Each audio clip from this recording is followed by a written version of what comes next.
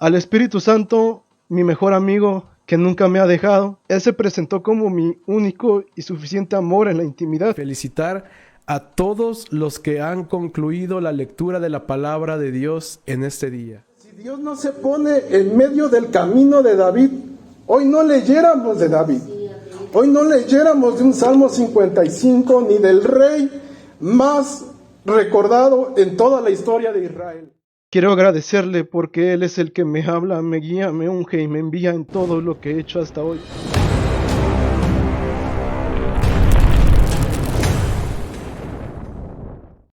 Amén. Gloria a Dios. Que la gracia y la paz de Dios sea con cada uno de ustedes. Acompáñame a leer la Biblia allá en el libro de Levítico. En su capítulo 16. Libro de Levítico en su capítulo 16. Y doy gracias a Dios por tan grande privilegio de tomar la palabra un día domingo. Gracias a Dios. Levítico 16.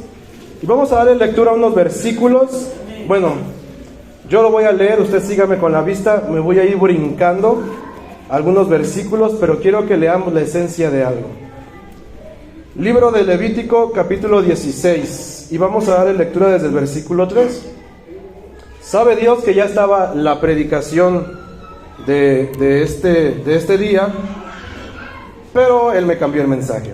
Así que el día de hoy vamos a hablar el poder de la sangre, la expiación, el perdón de los pecados. Versículo 3 de Levítico dice así: con esto entrará Aarón en el santuario con un becerro por expiación y un carnero por holocausto. La túnica santa de lino se vestirá y sobre su carne tendrá pañetes de lino y ceñiráse el cinto de lino y con la mitra de lino se cubrirá. Son las santas vestiduras. Con ellas, después de lavar su carne con agua, se ha de vestir. Vámonos al versículo 8. Y echará suertes Aarón sobre los dos machos de cabrío, la una suerte por Jehová y la otra suerte por Azazel. Y hará llegar Aarón el macho cabrío sobre el cual cayere la suerte por Jehová, y ofrecerálo en expiación. Mas el macho cabrío sobre el cual cayere la suerte por Azazel, lo presentará vivo delante de Jehová, para hacer la reconciliación sobre él, para enviarlo a Azazel al desierto. Versículo 14. Tomará luego la sangre del becerro, y rociará con su dedo hacia la cubierta al lado oriental. Hacia la cubierta esparcirá 7 veces aquella sangre con su dedo. Después degollará en expiación el macho cabrío que era del pueblo, y meterá la sangre de él del velo adentro. Versículo 17. Y ningún hombre estará en el tabernáculo del testimonio cuando él entrare a hacer la reconciliación en el santuario, hasta que él salga y haya hecho la reconciliación por sí. Segundo, por su casa. Y tercero, por toda la congregación de Israel. Y saldrá al altar que está delante de Jehová, y lo expiará, y tomará la sangre del becerro. Versículo 29. Y esto tendréis por estatuto perpetuo. En el mes séptimo, a los 10 días del mes, afligiréis vuestras almas, y ninguna obra haréis, ni el natural ni el extranjero que peregrina entre vosotros. Pueden sentarse, Dios les pague. Esto que acabamos de leer es el día de la expiación en el pueblo de Israel. Claro que estamos en el Antiguo Testamento y solo leímos algunas partes, pero en pocas palabras, este día era una fecha muy importante, y lo sigue siendo hasta el día de hoy para Israel. El día del perdón. Claro que ellos iban y ofrecían sacrificios por el perdón o por comunión, pero este era un día donde se hacía, leímos por 3, por Aarón, por su casa y por todo el pueblo de Israel. Así que vámonos rápido. Pudimos ver que había machos cabríos que se tenían que hacer, se tenían que sacrificar. Se echaban suerte sobre ellos, y uno era para expiación por el pueblo y otro era para hacerlo para Azazel. Ese Azazel era un nombre que significa chivo expiatorio. Hay algunos eruditos que creen que es el nombre de un demonio que habita en el desierto, pero nos quedamos con chivo expiatorio. Y entonces el sumo sacerdote, que era el que oficiaba el día del perdón, de la expiación, ponía su mano sobre ese macho cabrío que había caído por suerte a Azazel y confesaba, descargaba todos los pecados del pueblo hacia ese becerro y lo aventaba lejos, lejos. Una persona más se lo llevaba y se iba al desierto y se perdía. Otras características que vimos es que es el sumo sacerdote quien hacía esto. Segundo, tenía que estar solo. No podía entrar con nadie. Dijo, no habrá nadie que te acompañe. Desde que entras hasta que sales, el sumo sacerdote lo va a hacer solo. Tercero, tenía que estar limpio. Cuarto, después de que estaba limpio, se vestía de las vestiduras santas. Ahí está, veámoslo en la Biblia, versículo 4. Santas vestiduras. Después viene la expiación o la suerte para los machos cabríos. Y posteriormente tomaba de la sangre del sacrificio que primero Aarón ofrecía por él, y rociaba de esa sangre en el propiciatorio y en el lado oriental del tabernáculo o del lugar santísimo. 7 veces rociaba la sangre, y eso era por expiación delante de Jehová, perdón de pecados. Después tomaba el becerro del pueblo, el macho cabrío, lo degollaba, tomaba su sangre y hacía lo mismo, pero ahora por el pueblo. Primero tenía que hacerlo por sí mismo y después tenía que hacerlo por el pueblo. Y después perfumaba y rociaba y llenaba eso de un aroma muy, muy hermoso, con la santa unción del aceite y todos los aromas que estaban ahí, porque siendo realistas o en lo real, ¿la sangre huele rico? ¿Cómo huele donde hay una carnicería? Que hay sangre. ¿Huele muy bonito? Ahí dice, ¡ay! Un jardín. ¿A qué huele la sangre? ¿O huele bonito? Es algo feo. Huele, no es agradable. Por eso tenía que derramar todo ese aceite, todos esos perfumes. Y entonces salía del lugar santísimo, de estar de la presencia de Dios literal, y después ofrecía otro sacrificio. Le acabo de resumir todo el día de la expiación, que esto se hacía una vez al año, cada año, en el 7º mes del día 10, el día de la expiación en Israel. ¿Qué equivaldría a hoy en día en nuestra, una equivalencia, comparación en nuestra actualidad como denominación del Buen Pastor? ¿Qué cree usted que equivaldría a este día? Estamos a un mes aproximadamente. Ya le di una pista. A la cena del Señor, a ese nivel de magnitud. No digo que es lo mismo, digo la importancia para que usted vea qué peso tiene ese día en Israel.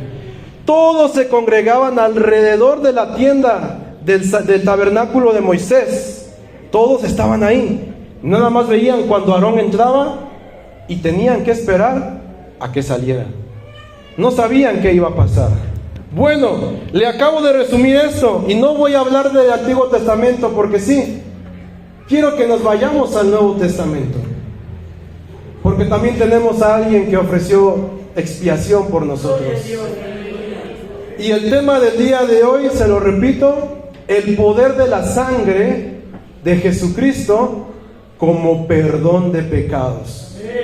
Le mencioné que había un sumo sacerdote. ¿Sí sabe quién es el sumo sacerdote?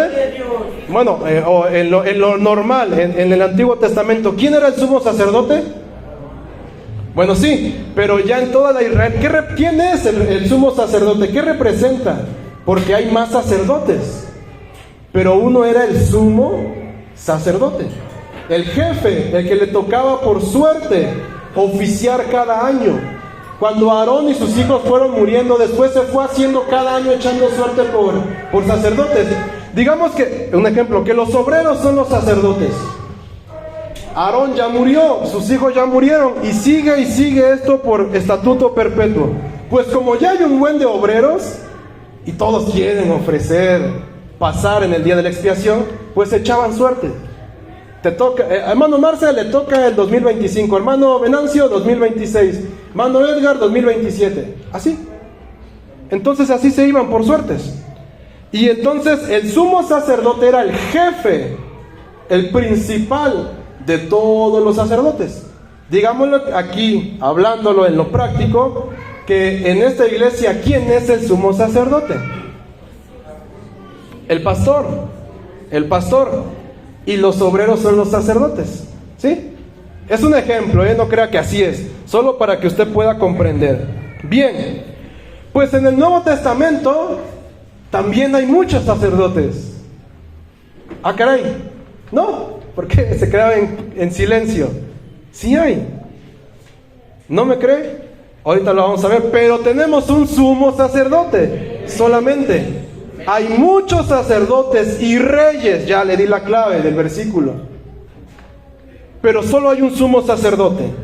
Quiero que vayamos viendo la comparación para poder aterrizar al final de lo que era el día de la expiación, solamente una sombra. Si alzo mi mano, no sienta la sombra, si pueden ver. Ustedes pueden ver mi sombra, pero yo no soy eso. Mi sombra está en la segunda dimensión, pero yo, mi cuerpo, está en la tercera dimensión. La sombra es algo más pequeño, algo menor. La sombra es oscura. No puede decir de qué color soy, qué tan grueso estoy. Solo es como una pequeña imagen que nos da un adelanto de algo. Pues el día de la expiación era la sombra de lo que había de hacer nuestro Señor Jesucristo. Y entonces yo quiero que vayamos comparando la sombra con lo real que es hoy en el Nuevo Testamento. Y había un sumo sacerdote. Hebreos 4:14 dice: por tanto, teniendo un gran sumo sacerdote que traspasó los cielos, ¿quién? Jesús, el Hijo de Dios. Retengamos nuestra profesión. Tenemos un sumo sacerdote llamado Jesús, el Hijo de Dios. Le había dicho que el sumo sacerdote tenía que estar limpio, puro. ¿Sabía usted que si un sumo sacerdote lo daba a la ligera y por ahí tenía un pecado, por ahí tenía un rencor, como algunos no saben perdonar, por ahí el sumo sacerdote no pasa nada, los enrío nada más, entraba en la presencia de Dios y caía muerto inmediatamente? Tenía que estar limpio totalmente. Hebreos 7:26 y 27 dice: porque tal sumo sacerdote nos convenía, santo, inocente, sin mancha, apartado de los pecadores y hecho más sublime que los cielos. Segunda de Corintios 5:21, al que no conoció pecado, por nosotros lo hizo pecado, para que nosotros fuéramos hechos justicia de Dios en él. ¿Queda claro que nuestro Señor Jesús estaba limpio? Sí, y más que limpio, santo. Eso es por dentro. Posteriormente vimos que tenía que tener una vestidura santa. Así dice el versículo 4, santas vestiduras. No podían entrar sin esas santas vestiduras. En el acto nuestro Señor Jesús no las tuvo, porque lo despojaron de sus vestimentas, echaron suerte sobre sus vestimentas. Pero Juan después le vio. En Apocalipsis capítulo 1 versículo 12 dice: y me volví para ver la voz que hablaba conmigo, y vuelto vi 7 candeleros de oro, y en medio de los 7 candeleros a uno semejante al Hijo del Hombre, vestido de una ropa que llegaba hasta los pies. Así llegaba la ropa del sumo sacerdote. Versículo 4 dice: la túnica santa de lino se vestirá, y sobre su carne tendrá pañetes de lino, y ceñirse del cinto de lino. Recuerde, un cinto. Me regreso a Apocalipsis. Vestido de una ropa que llegaba hasta los pies, y ceñido por el pecho con un cinto de oro. El día que veamos a nuestro Señor Jesús, eso va a ser precioso. Te lo veremos vestido con las ropas del sumo sacerdote. Posteriormente le dije que tenía que estar solo. No podía entrar Aarón ni con su hijo, ni con Moisés, ni mi mejor amigo. Me da nervios, acompáñame. Vas a entrar solo. Eso lo dice el versículo 17 de Levíticos 16. Vámonos al Nuevo Testamento. Mateo 26, 55 y 56 dice: en aquella hora dijo Jesús a la gente: como contra un ladrón habéis salido con espadas y con palos para prenderme. Cada día me sentaba con vosotros enseñando en el templo y no me prendisteis. Mas todo esto sucede para que se cumplan las Escrituras. Le dije que él tenía que estar solo. Se tiene que cumplir también esto, si no, no es nuestro sumo sacerdote. No es suficiente si no se cumple al pie de la letra. Y dice, para que se cumplan las escrituras de los profetas. Entonces, todos los discípulos, dejándole, huyeron. Y comenzó el proceso que él tuvo que pasar solo. Él quería tener compañía, pero las escrituras decían que el sumo sacerdote tenía que estar solo. Versículo Mateo 27, 46 dice: y cerca de la hora de nona, Jesús exclamó con grande voz diciendo: Elí, Elí, lama sabactani. Esto es: Dios mío, ¿por qué me has desamparado? Las traducciones más actuales dicen: ¿por qué me has abandonado? Porque así estaba escrito, que tenía que quedarse solo. Es un misterio que yo no logro comprender. A veces comienzo a hacer cálculos y mi cabeza explota, porque como que Jesús se separó de Dios. No lo sé, no les sé explicar, es un misterio, pero lo creo, porque Él dijo: ¿por qué me has dejado solo? Una vez al año tenía que ofrecerse, y había sacrificios de animales para que con su sangre rociara el propiciatorio, y entonces se hacía expiación. Juan 1:29 dice: el siguiente día vio Juan a Jesús que venía a él y dijo: he aquí el Cordero de Dios, que quita el pecado del mundo. Y entonces esto era una vez al año, cada año. Pero veamos qué dice Hebreos 9:25. Y no para ofrecerse muchas veces, como entra el sumo sacerdote en el lugar santísimo cada año con sangre ajena. De otra manera le hubiera sido necesario padecer muchas veces desde el principio del mundo. Pero ahora, en la consumación de los siglos, se presentó una vez para siempre por el sacrificio de sí mismo. No llevó un becerro, no llevó un macho cabrío.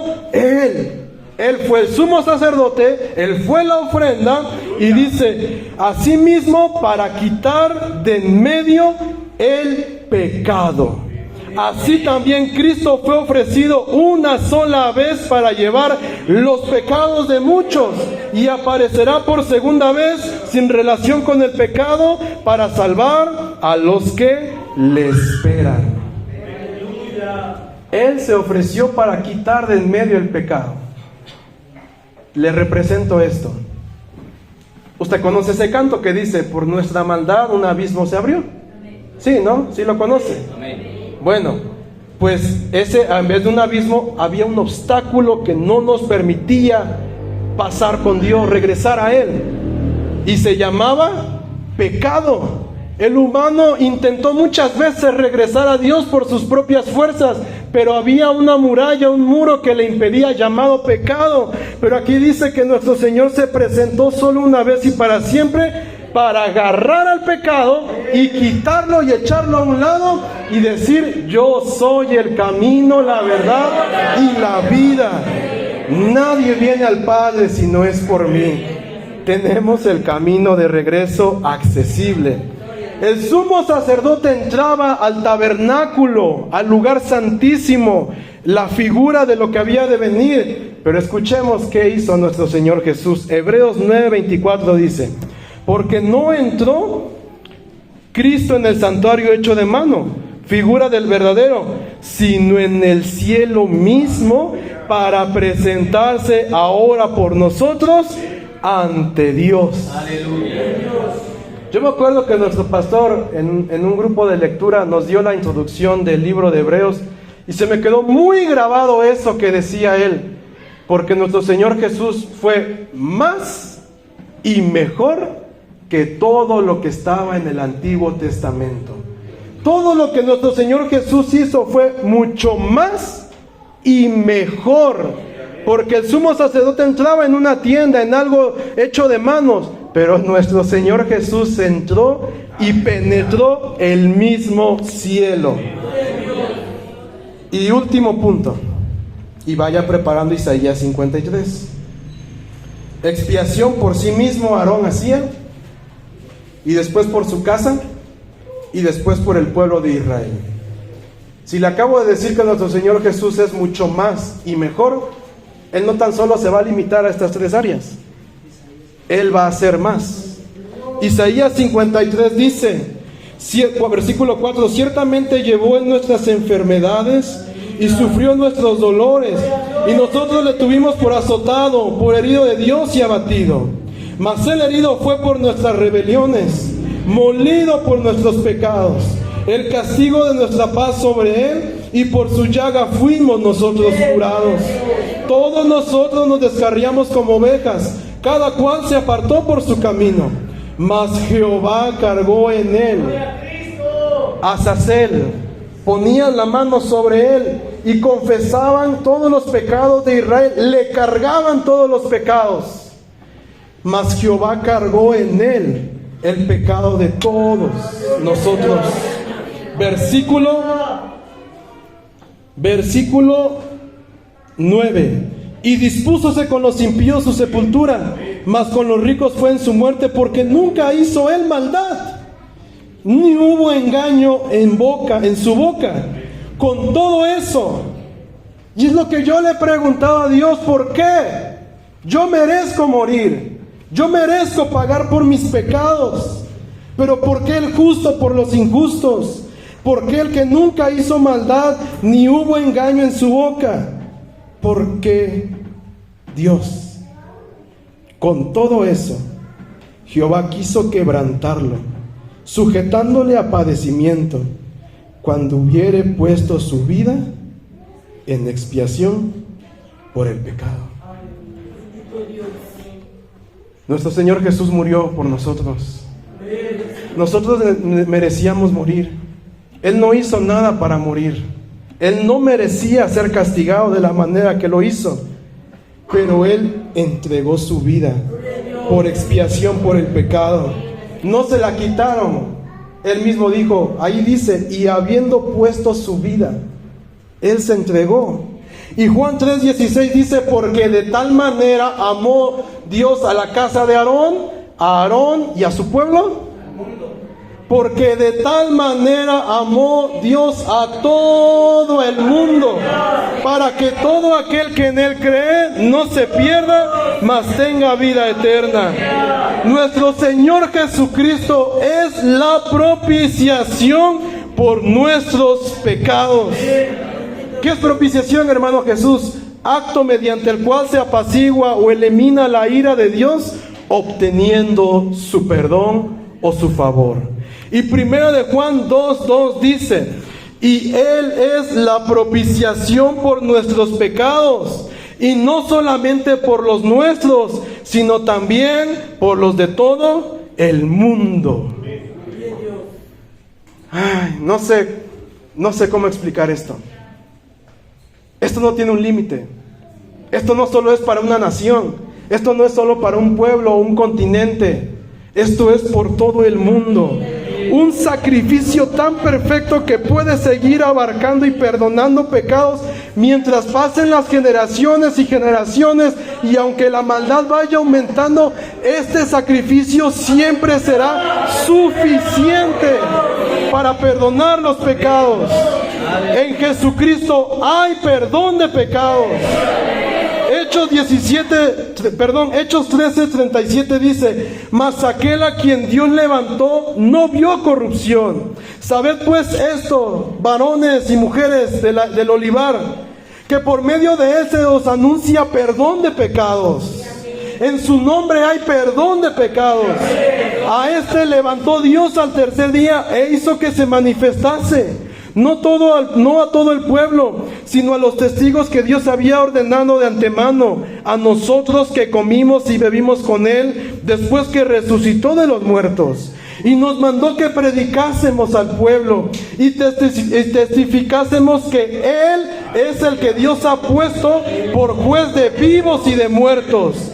De este dan testimonio todos los profetas, que todos los que en Él creyeren recibirán perdón de pecados por su nombre.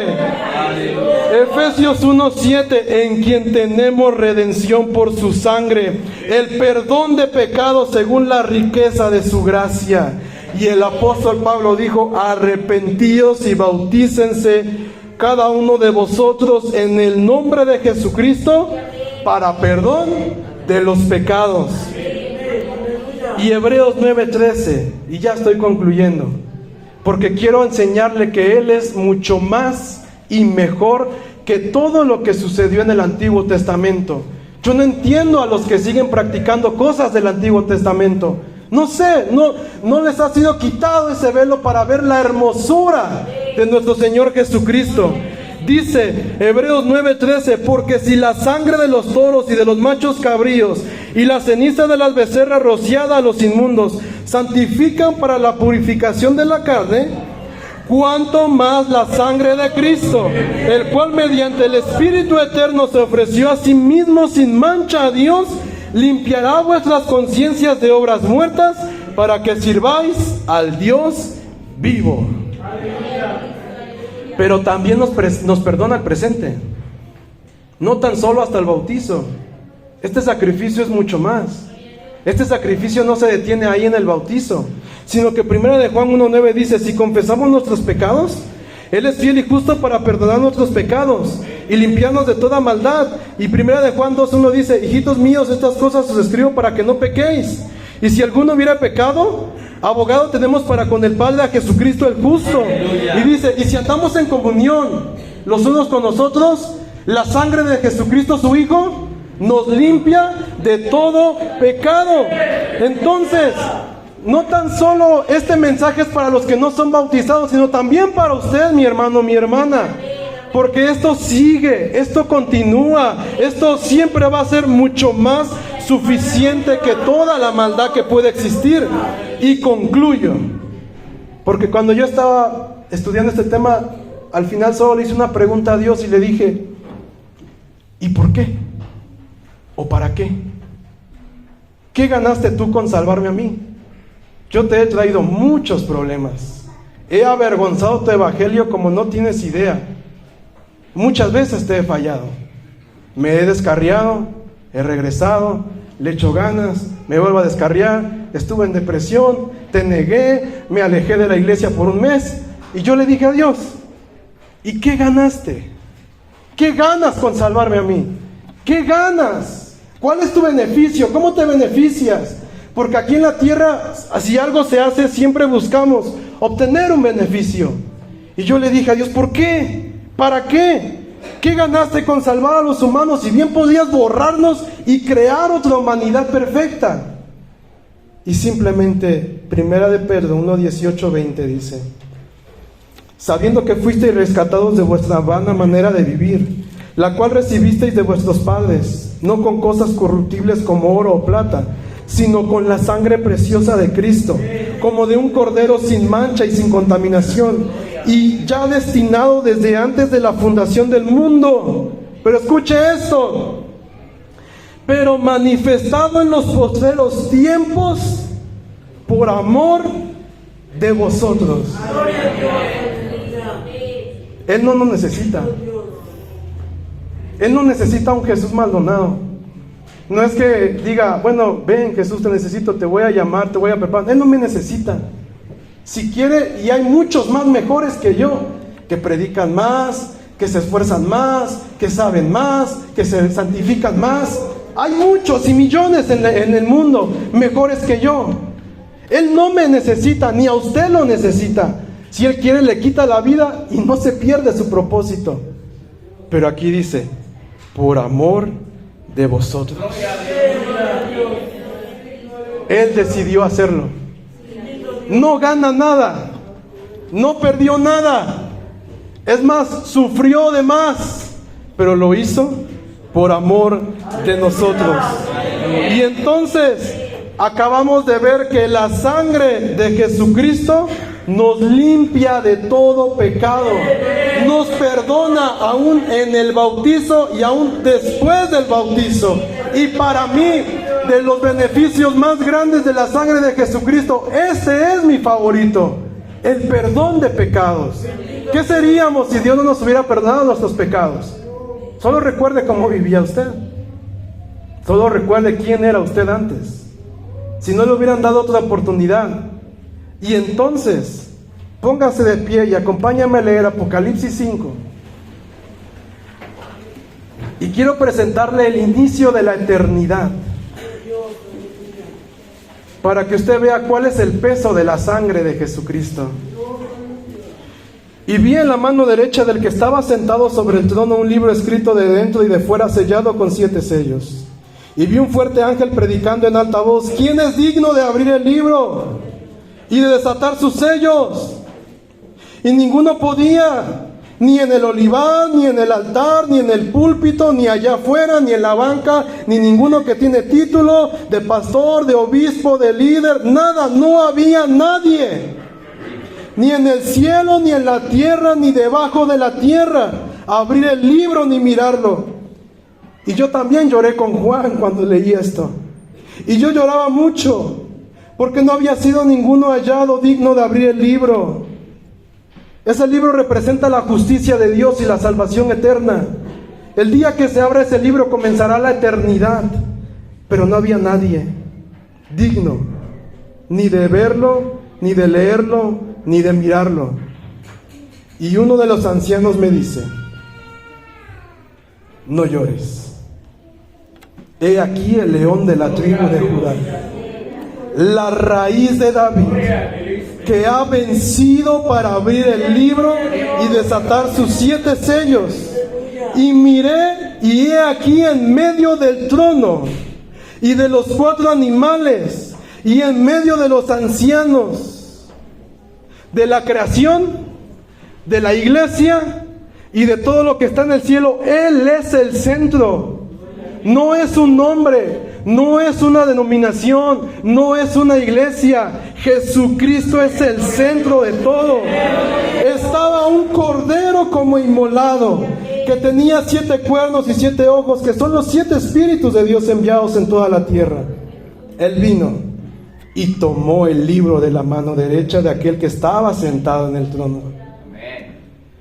Y cuando hubo tomado el libro, los 4 animales que representan toda la creación y los 24 ancianos que representan a los salvos del Antiguo y del Nuevo Testamento se postraron delante del Cordero, teniendo cada uno arpas y copas de oro llenas de perfumes, que son las oraciones de los santos, y cantaban un nuevo cántico diciendo: digno eres de tomar el libro y de abrir sus sellos. Pero dígame por qué, léalo por qué. Porque tú fuiste inmolado y nos has redimido para Dios con tu sangre, de todo linaje y lengua y pueblo y nación, y nos has hecho para nuestro Dios reyes y sacerdotes, y reinaremos sobre la tierra. Atención, es la primera vez que vamos a cantar junto con los ángeles. Y miré y oí voz de muchos ángeles alrededor del trono, y de los animales y de los ancianos, y la multitud de ellos era millones de millones. Pareciera que hoy en la actualidad la maldad es más que lo bueno. Pareciera que el diablo es más que Dios. Pareciera que el pecado es más que la gracia, pero allá en el cielo hay millones y millones y millones de ángeles al servicio de la iglesia. Y entonces los ángeles, cuando ven que la iglesia comienza a cantar, ellos se unen en alta voz y dicen: el Cordero que fue inmolado es digno de tomar el poder y riquezas y sabiduría y fortaleza y honra y gloria y alabanza. Entonces, ya no solo serán los ángeles y la iglesia. Y oía toda criatura que está en el cielo y sobre la tierra y debajo de la tierra y que está en el mar, y todas las cosas que en ellos están, cada átomo, cada partícula, cada pensamiento, cada ser vivo, cada estrella, cada sol, cada planeta, cada árbol, cada animal, todo lo que ha sido creado. Y nosotros a una sola voz diremos: al que está sentado en el trono y al Cordero sea la bendición, la honra, la gloria, el poder para siempre, jamás. Y así comienza la eternidad, con la entrada triunfal del Cordero que nos ha redimido por su sangre. Y los 4 animales decían: amén. Y los 24 ancianos cayeron sobre sus rostros y adoraron al que vive para siempre, jamás. No sé usted, pero yo quiero adorarlo. Yo quiero postrarme ante Él y simplemente decirle gracias, porque yo no tenía oportunidad. Yo había abandonado el deseo de vivir, pero Él vino y me rescató, me redimió con su sangre, y ahora me ha hecho un rey y sacerdote para con Él. Y entonces no se trata de nosotros, sino siempre se ha tratado de su sangre que nos ha redimido, que nos ha perdonado. Él es el único digno de toda la gloria.